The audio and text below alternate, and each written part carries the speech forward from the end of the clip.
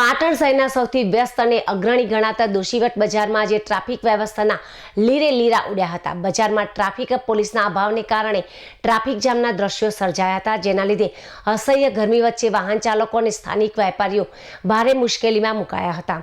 મળતી માહિતી મુજબ દોશીવટ બજાર એ શહેરનું મુખ્ય વેપારિક કેન્દ્ર હોવાથી ત્યાં સતત વાહનોની અવરજવર રહે છે। આજે અચાનક વાહનોની સામસામે લાંબી કતારો લાગી ગઈ હતી। આ સમયે ટ્રાફિકનું નિયમન કરવા માટે સ્થળ પર એક પણ ટ્રાફિક પોલીસ કર્મચારી હાજર ન હોવાને કારણે પરિસ્થિતિ વધુ વણસી હતી। અડધા કલાકથી વધુ સમય સુધી વાહનોના પૈડા થંભી ગયા હતા। લાંબા સમય સુધી ટ્રાફિક જામમાં ફસાયેલા વાહન ચાલકોમાં તંત્રની આ નિષ્કાળજી સામે ભારે રોષ જોવા મળ્યો હતો। સ્થાનિકોના જણાવ્યા અનુસાર આ વિસ્તારમાં અવારનવાર ટ્રાફિકની સમસ્યા સર્જાય છે, છતાં પણ અહીં કાયમી પોલીસ પોઈન્ટ મૂકવામાં આવતો જ નથી।